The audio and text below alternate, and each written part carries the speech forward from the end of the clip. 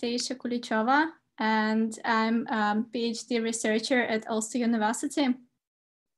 So I want to welcome everyone who signed up for this workshop and who wanted to hear a bit more about challenges and opportunities of Industry 4.0 for Northern Ireland.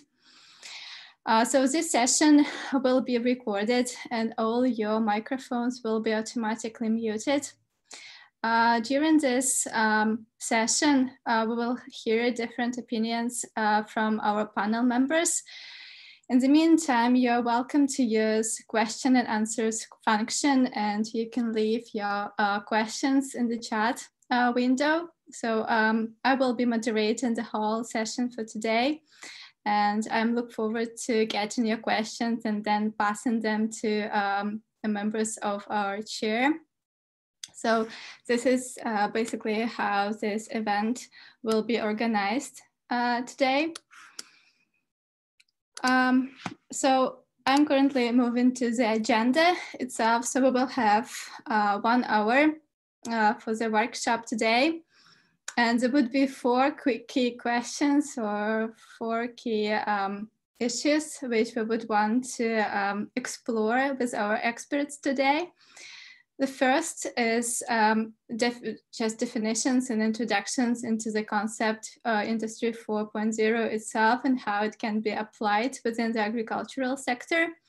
Then we will discuss how readiness for digitalization may be evaluated, and we will hear example from Finland.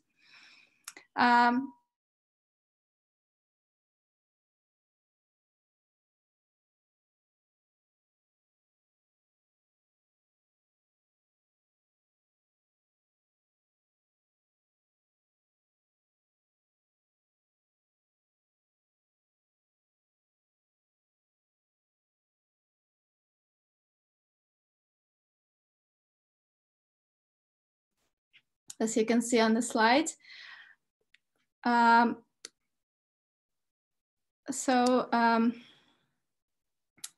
members for today are Mr. Roman Bogdanov, who is a researcher at the University of Mannheim in Germany, and he explores information systems and application of Industry 4.0 in agriculture. Then we will have Dr. Osmo Koppila, who comes from the University of Oulu in Finland, and he will discuss Industry 4.0 issues of his interests referred to digitalization of manufacturing, ecosystems, and collaboration. Third, we will have Professor Gilson Oliveira from the University in Brazil, whose research interests refer to the Industry 4.0 digital transformation, agricultural industry and sector. And finally, we will have Mr. Nikolai Kazantsev, who represents National Research University Higher School of Economics in Russia, whose research interests relate to Industry 4.0 worldwide, also collaborative business models and nascent ecosystems. So this is the agenda for today. And I want to give a floor to Mr. Roman Bogdanov, who will discuss Industry 4.0 itself, its possibilities of application within the agricultural sector. So Roman, the floor is currently yours.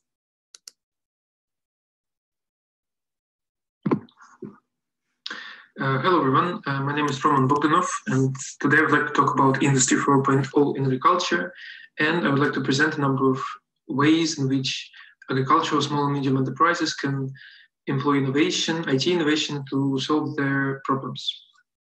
A couple of words about myself. I'm a researcher from the University of Mannheim in Germany, and in my research, I'm mostly interested in information systems and how they impact businesses.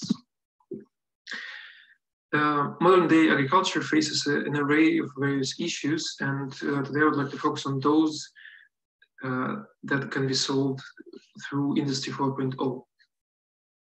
Firstly, there is the environmental footprint. Monoculture farming is very prevalent nowadays, and it often leads to soil depletion, soil water pollution, among other environmental issues. There are market limitations. For small medium enterprises, they usually operate in local markets which are characterized by smaller sizes and limited financing opportunities. There is the supply-demand imbalance, which leads to excessive production, food waste, monetary losses. There are issues with public and animal health. So for public health, diseases are often being transferred from livestock to humans. And for animal health, these issues often arise from lack of information on health conditions of livestock. There's also the lack of trust, both within supply chains between companies and lack of customer trust towards the product that they are buying. So before we look at how those issues can be solved through Industry 4.0, let's focus on what exactly is Industry 4.0. Industry 4.0 is a technological framework and a technological paradigm which was first introduced for manufacturing companies. However, it can be very well applied to agricultural companies as well. Industry 4.0 is promoted by German government and European Union. So Industry 4.0 builds on three technological drivers. The first one is the wider use and miniaturization of sensors and controllers. Then there is the interconnection, high degree of interconnection, which builds on ubiquitous data collection, creating a data model of an enterprise, analyzing the data, and ultimately drawing insights from that data. Then there is the automation, and there is the increased automation of processes, and also increased automation of decision making, which ultimately leads to robot-human collaboration. So interconnection is one of the three pillars of Industry 4.0, and there exist three degrees of interconnection.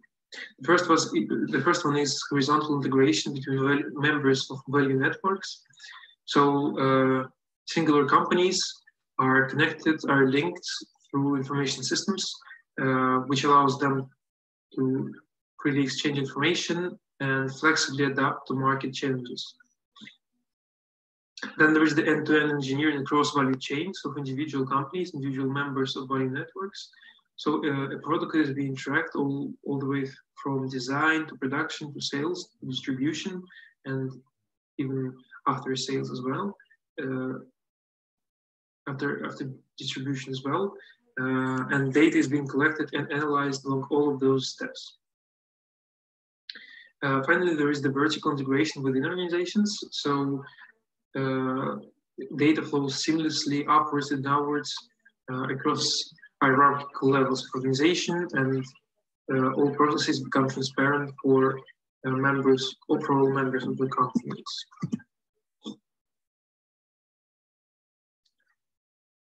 Now, how does this new concept of Industry 4.0 can be used to solve the issues of agriculture? First of all, monoculture farming can be transformed into biodiverse farming when various diverse crops are being grown on a single plot of land, which allows us to drastically reduce soil depletion.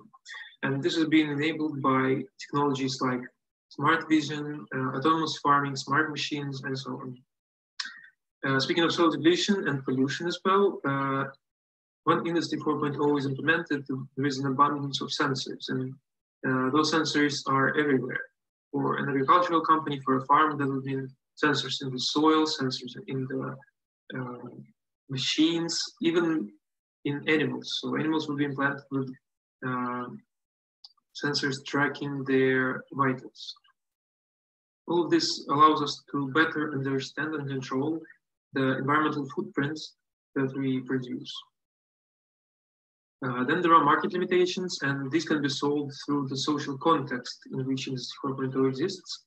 Industry 4.0 is a European Union initiative largely, and so implementing it would mean inclusion in greater European markets, where companies are linked through information systems, allowing them to collaborate easily, and also where there is access to larger markets and more opportunities for financing. there are the issues with information asymmetry and supply-demand imbalance, and here's where data analysis comes in. Data is being analyzed not only within single organizations, but on a larger scale for the whole supply chain. And so the supply chain processes are being optimized, ultimately reducing monetary losses for companies. There are the issues with animal and public health. For animal health, they can be solved through animal health monitoring, through those sensors that I've talked about, embedded sensors. And not only health can be monitored, it can also be predicted. So we are able to provide predictive treatment to our animals. As for public health, reduced direct human involvement leads to reduced disease contraction. Then there are issues with lack of trust, and the supply chains become very transparent when Industry 4.0 is introduced. Data is available for all members of the supply chains, and so less trust is needed for collaboration. Just to finish off, here are some of the concepts that Industry 4.0 brings to agriculture. So these are things like predictive analytics, animal health monitoring, robotics and autonomous systems, smart greenhouse, agricultural robotics, and so on. All of these concepts, they help us solve the issues that agriculture faces and hopefully improve the existing ecosystem. This is me. This is it from my side. If you have any questions, please do not hesitate to reach out. And if you're interested to read a bit more on the topic, here are the references that were used. And thank you very much for your attention.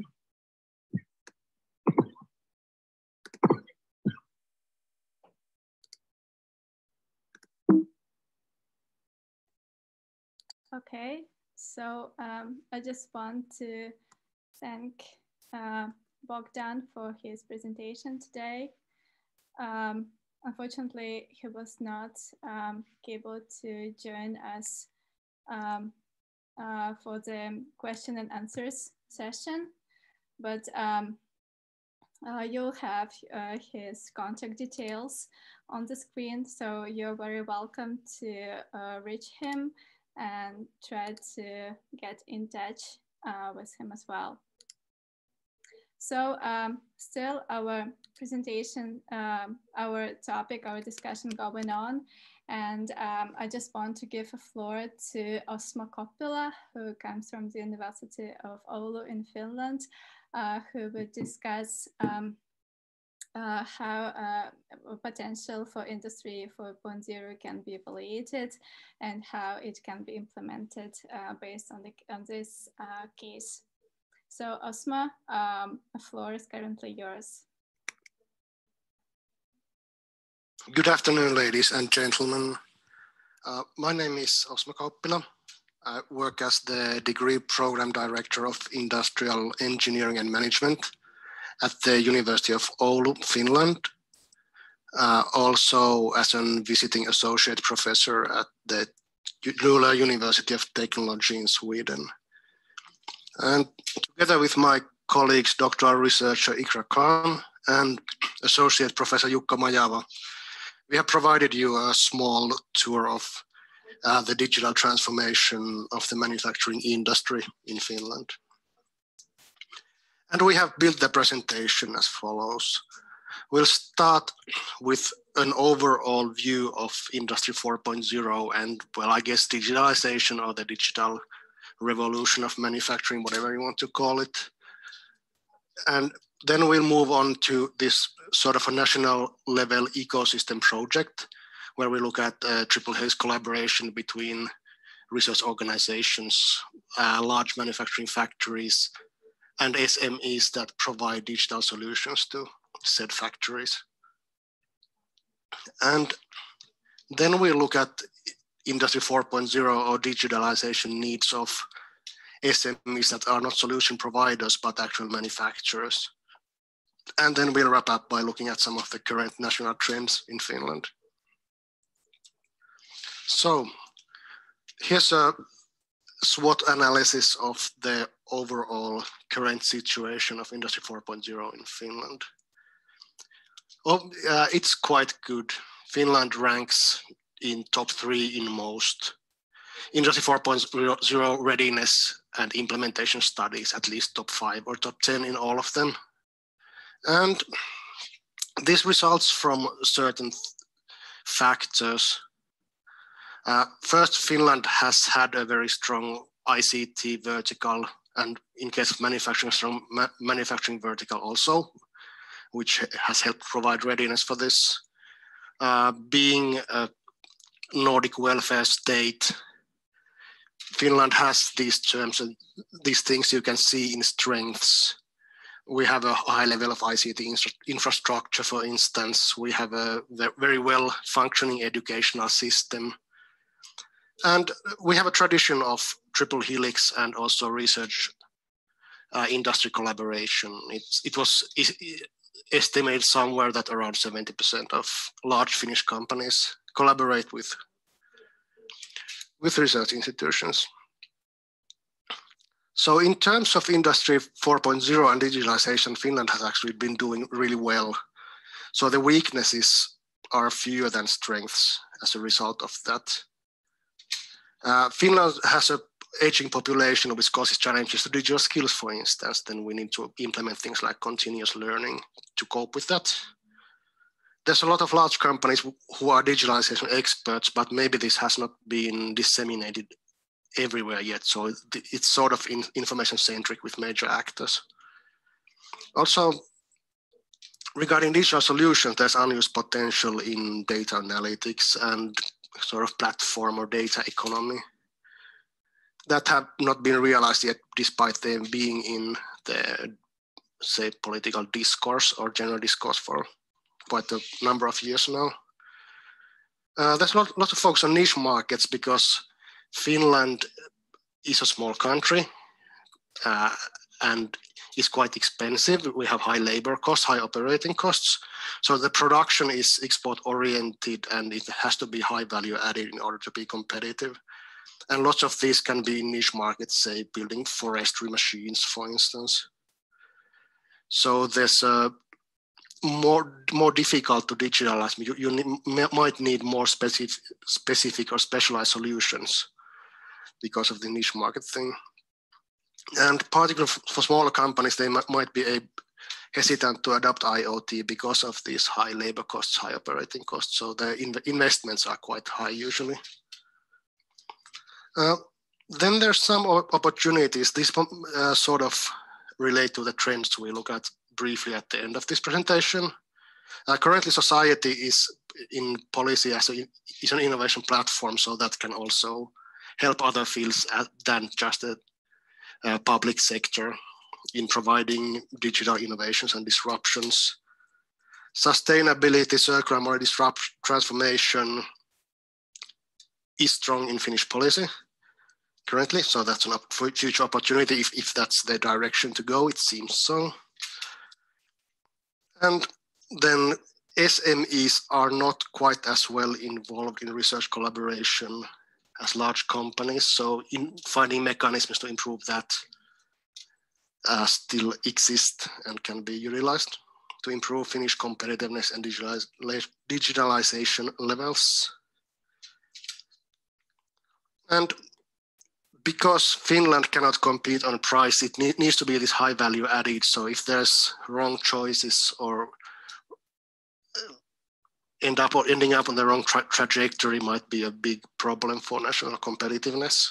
So that's probably the major threat regarding Industry 4.0 and sort of the evolution of that. Then onwards to value co-creations. These are experiences from this Reboot IoT Factory project. You can see it on this website. It was a triple helix project. You can see we have this innovation ecosystem. This is quite a typical illustration that we are combining knowledge ecosystems that are more research organization centric and business ecosystems, which are more business centric through an innovation ecosystem and have the triple helix here in the middle. And in this project, what's particular, the project model used was quite agile, and it was based on these 4 principles you can see here. First, adaptivity. So it was not a set project from start, but there was leeway, and the project was done in 3-month sprints. And the proof of concepts developed in collaboration with participating 5 major global manufacturing companies, 3 research institutions, and a bunch of SMEs. So these were developed in 3-month sprints, and the project plan was updated like this. Experiences were shared actively at the end of each 3-month sprint, as well as during the project. We had a lot of experience sharing events within project teams and these weekly tech reviews. SMEs were actively involved. There was a sort of SME team within the project that actively involved SMEs in providing these digital solutions to factories and search for potential SMEs and opportunities. And the scale-up idea refers, it's sort of twofold. So the innovations can by the global factories to bring into their national and global networks and scale up like that. And secondly, SMEs can utilize these innovations to create new business products models for themselves. And we had very positive experiences of this by funders, by SMEs, by the factories. But of course, this is not easy to operate. It requires things like mutual trust, intensive collaboration, and there needs to be a clear agreement on goals between the project partners, quite basic collaboration requirements in that sense, but they need to be actively managed throughout the project also. And besides these digital needs of larger companies, in another project, we mapped SME manufacturing companies' needs. And they quite well match this bigger picture. You can see here there's like 3 enablers and 3 outcomes of digitalization. So they would like to operate more with research organizations, with larger factories. Being a sparse area, more workforce with Industry 4.0 skills are needed. And lastly, they would like to have more finance resources for innovation development. So it's like regional development, customers giving suppliers digital help in order to provide the competitiveness of the supply network. And the outcomes where by these manufacturing industries we're hoping to gain from digitalization refer to better automation of their production in order to be more competitive, more effective information systems to manage their supply chain, to manage their production, to optimize their production. And lastly, quite interesting use of simulations also to better being able to demonstrate to customers what the product does and how is it a product worth buying, for instance. And lastly, current trends in Finland, the latest change of government and the new policy, it has a switch from digitalization towards sustainability, but digitalization is also there in the background, and things, concepts like digital greenness or twin transition are used in this context. One way to further improve this ecosystem project idea is that we have this super cluster in preparation in Finland. So we have lots of vertical clusters like the manufacturing one we presented here, and there's another digi cluster in process industry, and there's an AI cluster and so on. So to sort of coordinate these better and to evolve those into this sort of super cluster idea is something that's being worked on and might be the future. So I would like to end the presentation with a nice lakeside view of Finland. And we have some references already and more in production, so please check out that work as well. Thank you. Okay, thank you, Osma. I think it was very interesting. at the moment, I cannot see any questions on the slide, so hopefully we'll have a better discussion by the end of this webinar, by the end of this session. So we just go on with our initial plan. So let me just share my screen again. And now we'll be discussing this a bit further. So we'll focus on implementation of Industry 4.0 in organizations, including the agricultural sector. So, and yeah, Gelson, the floor is currently yours.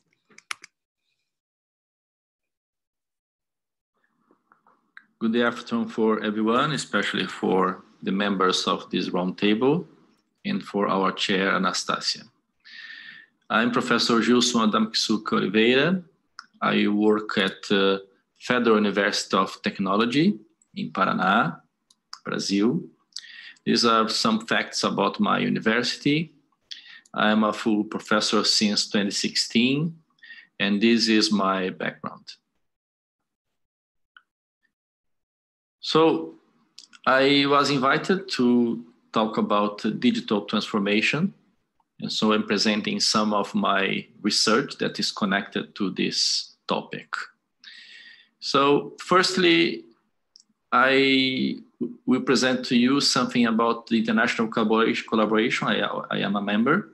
So in the International Working Seminar in Production Economics in Innsbruck, in Austria, I met Nikolai, that also a member of this roundtable. And then Nikolai organized an international team, and we investigated 10 countries, 17 SMEs. And then we developed a model for the implementation of Industry 4.0 in SMEs. The data was collected in 2019, and then we submitted a paper to IGPE in 2019. And we're also working in a book, and we are publishing this book probably in early 2021. This book and the article are focused on the barriers, challenges, and the opportunities for implementing Industry 4.0 in SMEs. Here you can see a kind of graphical abstract of this research, and then we identify the 12 main barriers to implement this concept in the SMEs. Probably the agricultural SMEs in Northern Ireland will face the same or similar barriers. But my study in Industry 4.0 started 2 years earlier in 2016. I've been working since then with maturity evaluation about how prepared the companies are to implement digitalization in their organizations. And also in this seminar in 2018, I was questioned about how useful this study will be for the organizations. And then, inspired by this challenging question, I'm working in a 4-year agenda that involves developing a framework for the sustainable implementation of Industry 4.0 in SMEs. And basically are 3 practical actions. A web platform called SII 4.0, a mini smart lab, and the study of a learning factory. This way, my team and I, we are working in both operational, tactic, and the strategic levels, trying to collaborate with the SMEs. And also, these actions are aligned with our model that I presented in the previous slide. That is an attempt, an initiative to motivate the integration between the educational institutions and the companies. This web platform has a modular approach. It will be evolutive. The first module we already decided will be about maturity, and then through an expert system, the managers will give some information, and based on this information, the system will select the best model or parts of each of among these 10 models, and then formulate a personalized agenda that these companies can use as a roadmap to implement Industry 4.0 in their organizations. It will have an English version, and the other modules basically will be tools and support for the decision-making process. We also expect that it will have a learning, it will be a learning environment for the managers and people interested in this new concept. We got inspiration from the platform Savepi. I'm presenting to you in the next slide. The idea of a mini smart lab is not new. Basically, it's a didactic bench. The solutions already on the market are not are very expensive, and then we are trying to produce something affordable and aligned with what we consider is adequate in terms of an holistic whole comprehensive perspective of Industry 4.0 concept. This mini smart lab, this prototype, will be placed in the Lab Faber. This working space is being implemented in my campus in this year. So probably we are in the phase of purchasing the basic equipment for this working space.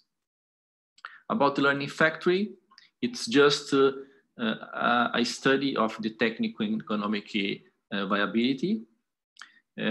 Just for giving you an idea, we have a Learning Factory in Santa Catarina State, about 600 kilometers from here. And it required a 30 million investment, about 6 million pounds. And then here you can see the Savepi platform. Savepi platform is an open source alternative to commercial packages like at risk. So you can use it, you can register and use free to evaluate investment projects. So fortunately, when I was invited to this roundtable, I've been working with 2 case studies involving Agriculture 4.0.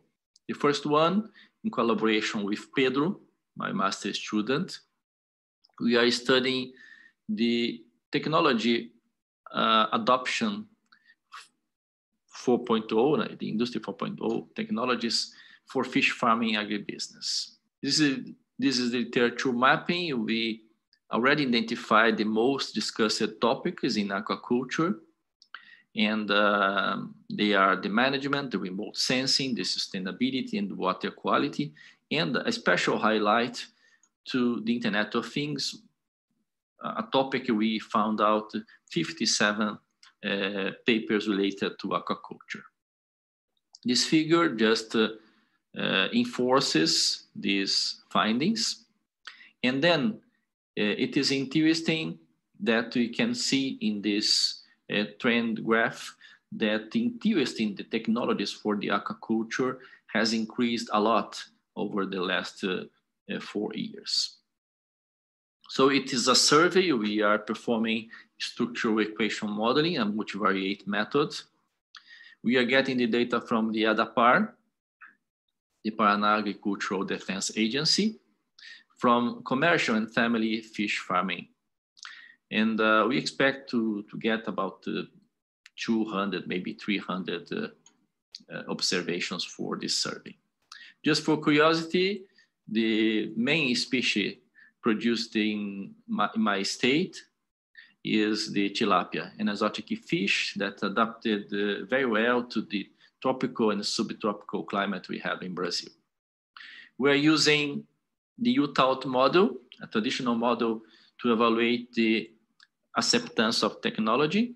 So we are evaluating how these constructs influence the adoption of technology and innovations, and consequently the digital transformation in aquaculture. We are also studying how these demographic variables moderate these constructs. And the practical implications, we believe, will be in the digital policy. So Emater, after this study is finished, will be able to take some actions related to its digital policies.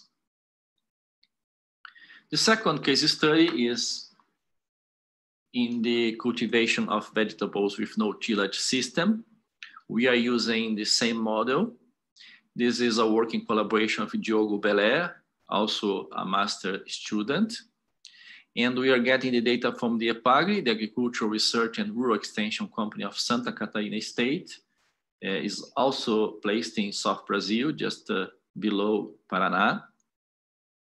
We believe that the practical implications also will be in the digital policies that EPAGRE will be able to take out after we finish this investigation. Although my background is in the poultry industry, I'm currently not working with poultry industry, but I get this information from Inobra, a company that was incubated in my campus 15 years ago, and then gently they gave me some data about their projects. So in the recent years, we can say that the majority of poultry farms in Brazil are already using a lot of sensors and controls. And over the last 2 years, so very recently, these sensors and controls are being integrated. So the integration is the key word that we can see nowadays in the Brazilian poultry industry. So literally it's translating to you, welcome to the Farm 4.0. So now the poultry farmers can manage their data and control the environment, the lighting, the security, the watering and feeding system, and also the weighing system. Very important to evaluate the right moment to send the birds to the slaughterhouses. So that is my presentation. I will be open to any questions you have now over this roundtable. Okay, so I see. So thank you very much, Gilson, for this presentation. I think it's very interesting, and it can directly be applied within the agricultural sector in Northern Ireland. So it would definitely be interesting to hear back from any SMEs or organizations involved in this panel event. So it would be interesting to see any questions which they may have. At the moment, we still have one participant left. So I just want to give the floor to him before we go to question and answer session. And then once we complete the presentation, we'll go to any questions which participants may have. So, so the final topic we're going to consider today relates to, just a second, relates to opportunities for Industry 4.0 amid the COVID-19 challenge, and how it can be applied to the benefit of organizations. So for this, we have Nikolai Kazantsev, and the floor is currently yours.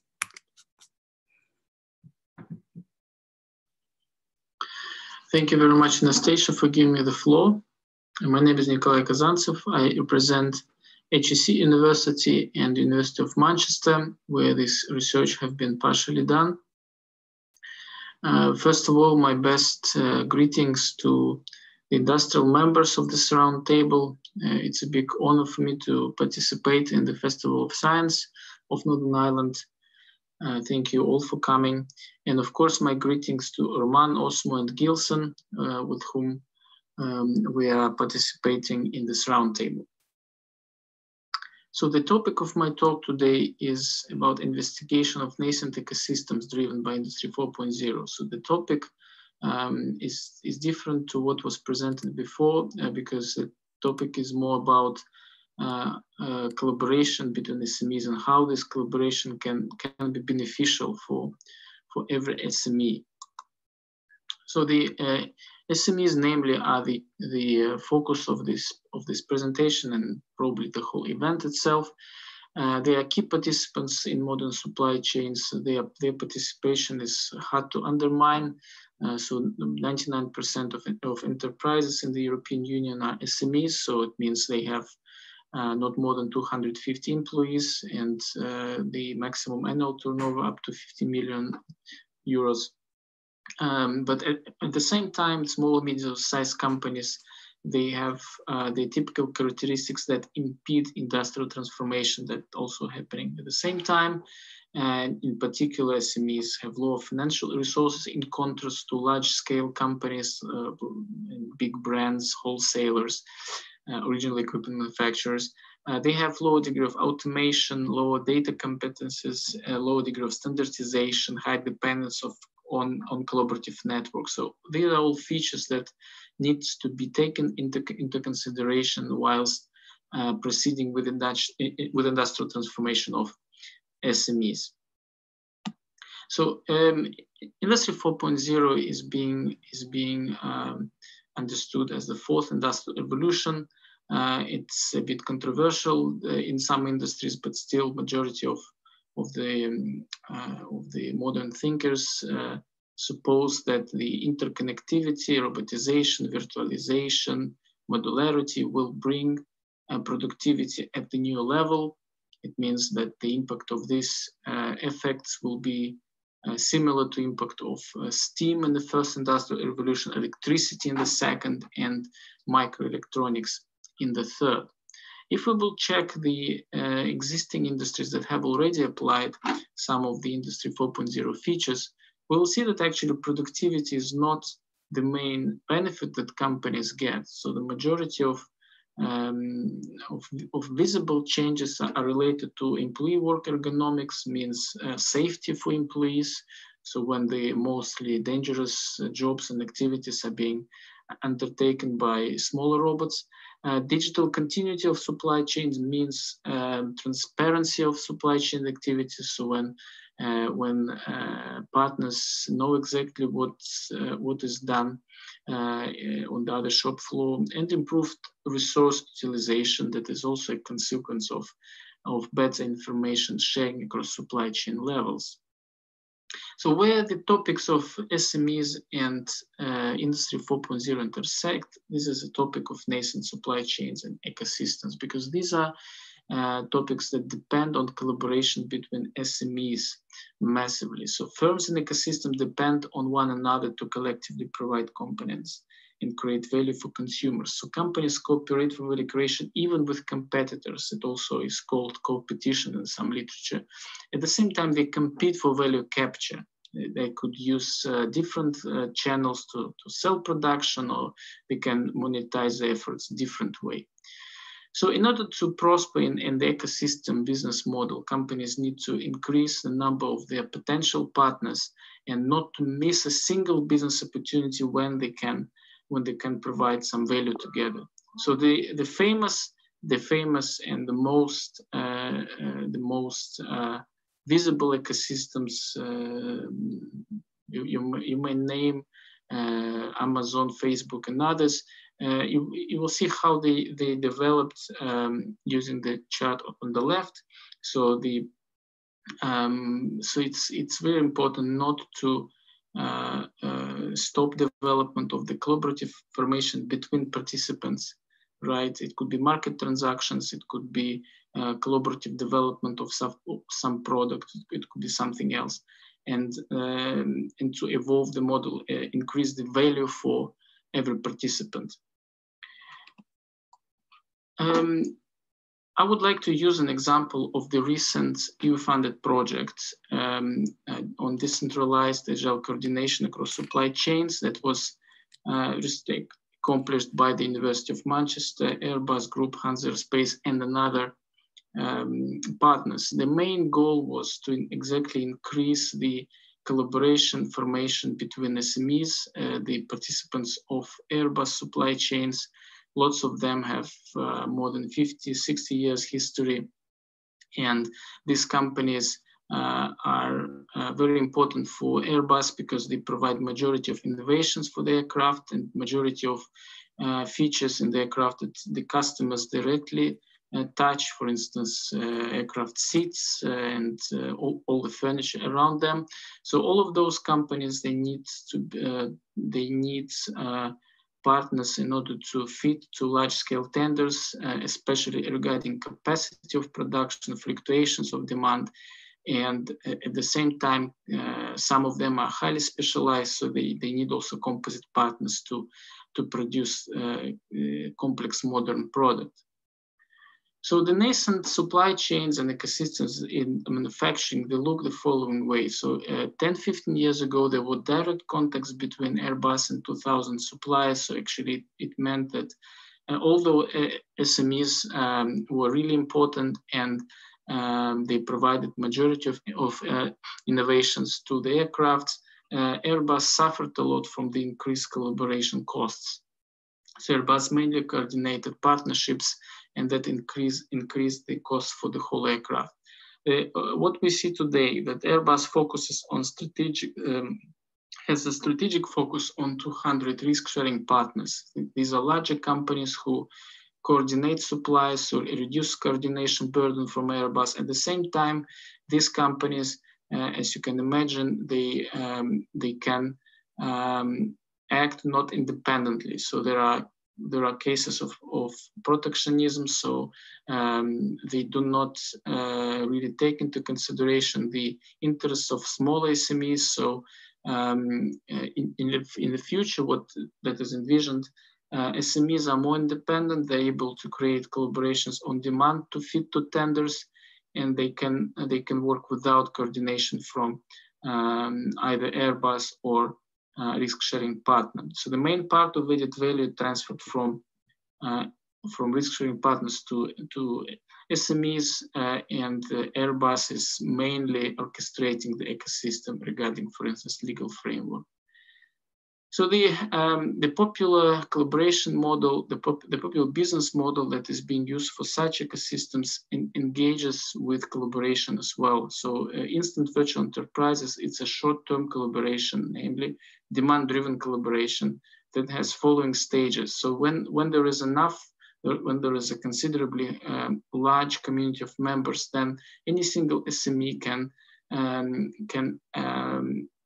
address this community once a business opportunity arises, try to compose a team, even several teams, compare these teams depending, like using criteria of matching, using criteria of missing capabilities, missing capacities, missing certification, then integrate their interorganizational processes and lead infrastructures and write a collaborative tender together.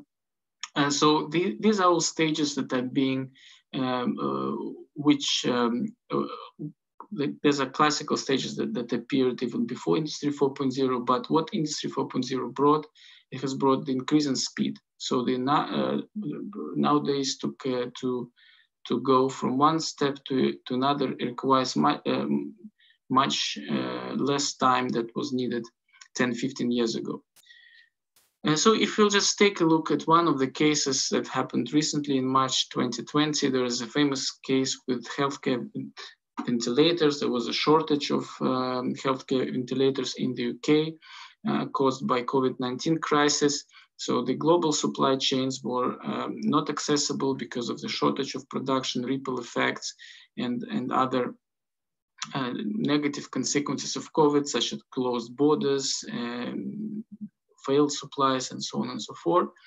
So there was a huge governmental demand and social demand to produce ventilator locally in the UK. So there are lots of supply chains from same Airbus, DHL, Ford, McLaren, so namely companies who were doing semi-parts for aerospace manufacturing, for automotive manufacturing, electronics.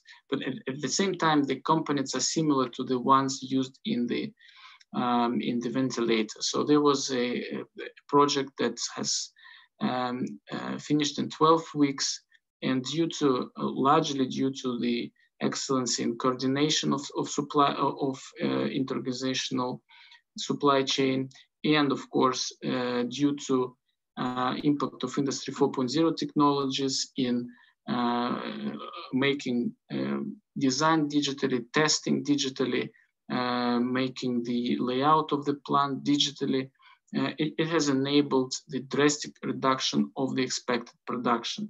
So basically, so 10,000, more than 10,000 units has been produced in 12 weeks. That is absolutely, that sounds absolutely impossible for the picture, for the earlier times, right? Yeah, so I just want to wrap up the main, maybe the main messages of this presentation in the following slide. So there are still unresolved issues for nascent ecosystems in manufacturing, in particular related to the data exchange across supply chains involving SMEs, because they have, as we said, different standards, sometimes lacking skills, little data generation. There is a big research stream regarding digital transformation of business models, so that now includes collaboration even with competitors. Ecological and social impact because of changing skills and relocation of production and jobs. There are also some visible COVID-19 effects on SMEs that could be understood even as positive, because there are changed attitudes towards urbanization and new funding from European Union available, in particular for SMEs. From the large-scale companies, we have seen deliberating data access. So now on, it's easier to access the private networks of Airbus, for instance, for their supplies, using even home access through VPNs. And the changing strategy towards local production, so from offshore to nearshore, and the importance of local supply chains have been understood, and now it's yeah, one of the priorities of the European Union countries. There are some opportunities which SMEs could take on.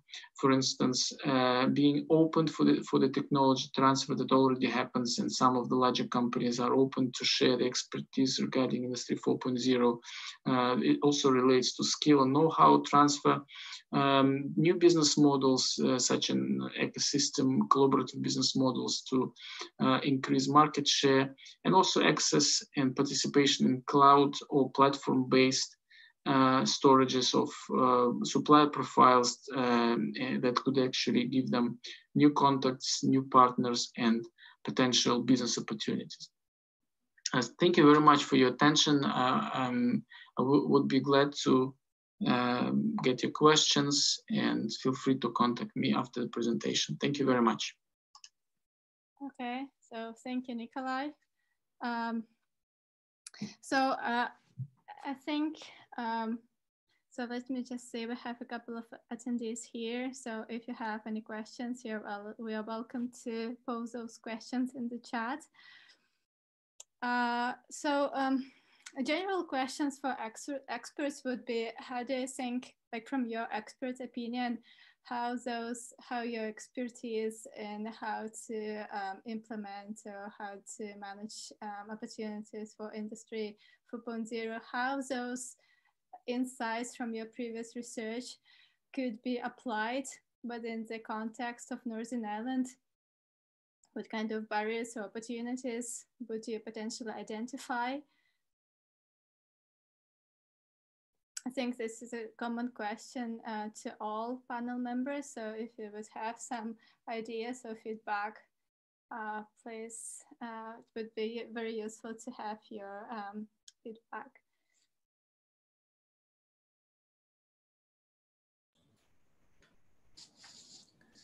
Well, good afternoon for everyone. I believe Anastasia. Anastasia, sorry. In the international collaboration, I presented the 12 barriers. That is a work that Nikolai is one of the leading researchers together with Julian. And among those 12 main barriers to implement this concept, I believe that Northern Ireland SMEs will face similar barriers. Maybe which of those barriers will be more influent, they will have to discover by themselves. But I believe that they have to establish some actions, some initiatives. This is a new paradigm that is inevitable. They will have to adopt these new technologies if they want to survive in the market. So I believe, maybe Nikolai can help me, but I believe that because our work was focused on SMEs, but not on agricultural SMEs. But I do believe that main barriers will be the same. So some of them that I remember now, that is about the costs of implementation, that I got surprised that in Finland, costs of implementation is an issue. I thought it wasn't. And the change of culture, and also to establish some people assigned in these companies. We know that human resources are an issue in these companies, but they have to have people studying how to integrate these new technologies in their processes. Okay, thank you. Yeah, definitely Industry 4.0 is a new concept on the whole island of Ireland and Northern Ireland in particular. So the system is mainly represented by small businesses like farmers, for example, who possibly are not really members of digitalization of all those opportunities collaborate virtually. So this is a pretty new concept, which is currently emerging and which is new to the island, as I said. So it would be possibly helpful just to get an idea of potential strategies helping to overcome those barriers, because definitely the barriers would appear if this is just the first concept to introduce on the island itself. So yeah, it would be interesting to hear, possibly from your expertise, just a snapshot of the most effective strategies, like something which can be implemented to help the businesses to overcome those challenges. Thank you, Anastasia. Yes, and thank you, Gilson, for good words regarding our common work. I think that really what is important for SMEs worldwide is to be open, first of all, for new opportunities that arise. Whilst we have been investigating those barriers, we have immediately seen not only that lots of them are similar worldwide, although there are different digitalization programs, different industries, different requirements, but also there are lots of social barriers, actually, social technical barriers, not only the problems with application of cost of technologies, but actually the way how people trust technologies, whether they accept to self-disclose, because Industry 4.0 implies the interconnectivity. It means that my partner knows what kind of products I'm doing, and the partner knows about error messages that appear in shop floors, may know some know-hows that I'm applying. So it requires a certain degree of interfirm trust. And current strategies such as competition also gives us lots of fruitful thoughts about how to manage potential collaboration and how to manage potential digitalization of SMEs. So for Northern Ireland SMEs, I know there are so many programs now that are proposed by European Union. So for those SMEs who really want to be engaged into digital world, so I think these companies should not miss those opportunities, because the world changes, and after 10, 15 years, we will be surprised that companies do not disclose the data, for instance. So there was a specific barrier that I think we need to show here, is that SMEs cannot get benefit from sharing data, but actually they can if the big data storage is organized as a third party that collects data from partners and then returns back the analytics based on big data analysis. So there's lots of strategies how to apply Industry 4.0 and SMEs. And I think the openness for those strategies, openness for those technologies, for technology transfer is the key component for a small company to prosper. And as I said in my presentation, SMEs are the cornerstone of modern economies, and I really wish the Northern Irish SMEs to be strong, safe, and prosper in our world.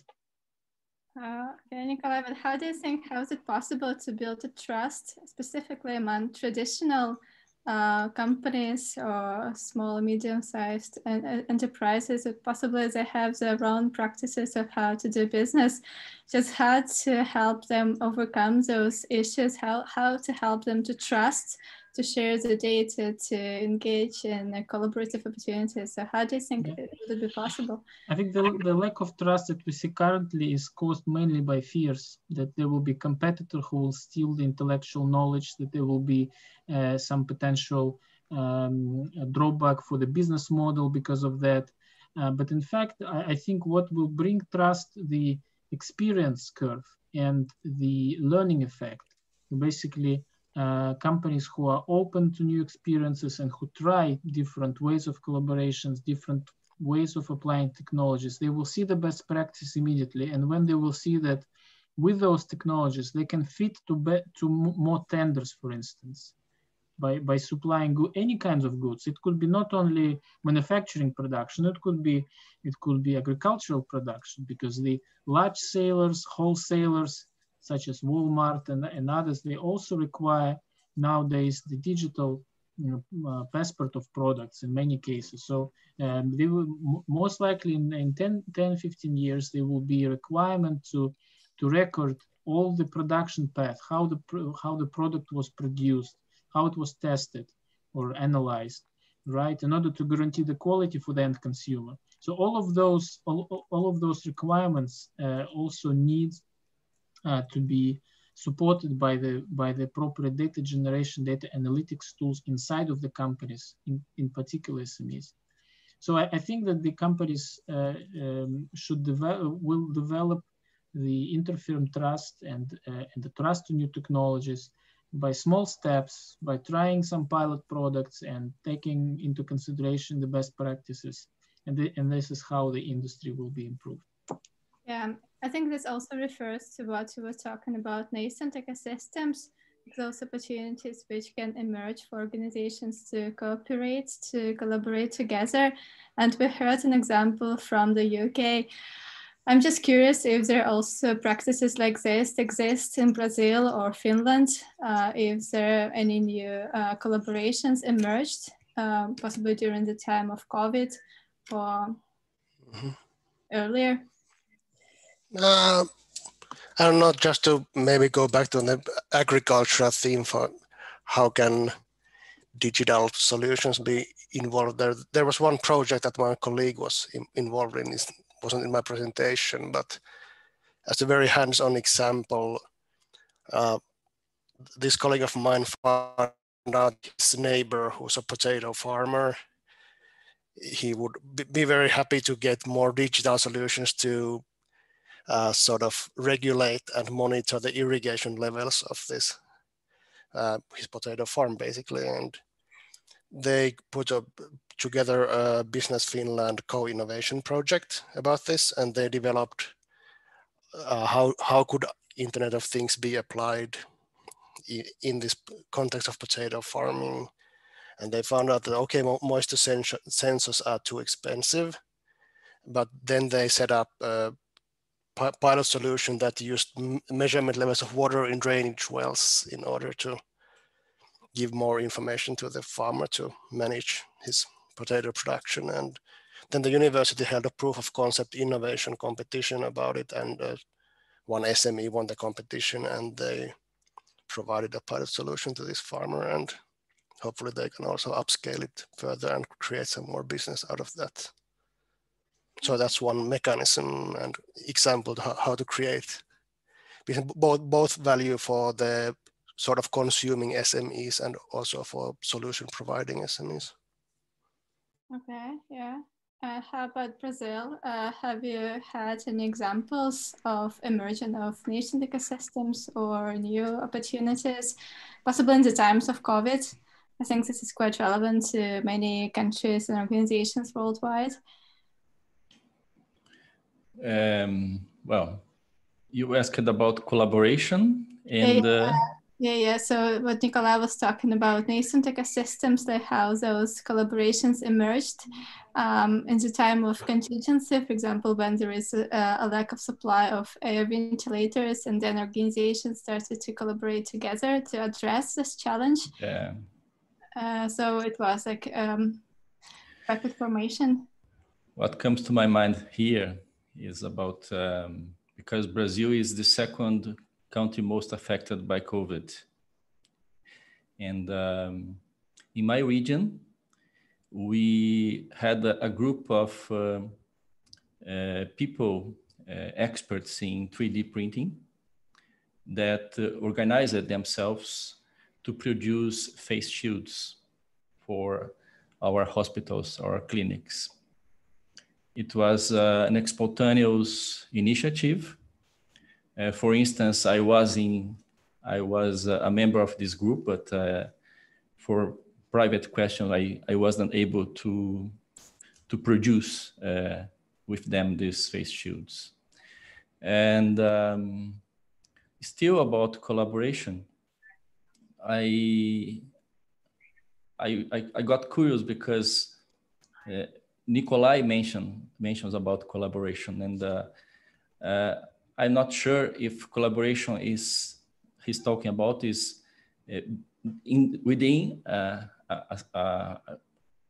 chain, a production chain, or between companies that are competing in the same market.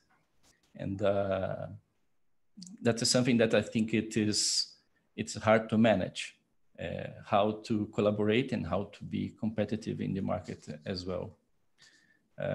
About example, I don't know if it wasn't what you wanted to know, but what came to my mind related to COVID was this, about this, because 3D printing is one of the technologies connected to Industry 4.0, and we had not just in Brazil, but in the whole country, a big organization of people that spontaneously organized themselves to produce face shields. That's an example that came to my mind now.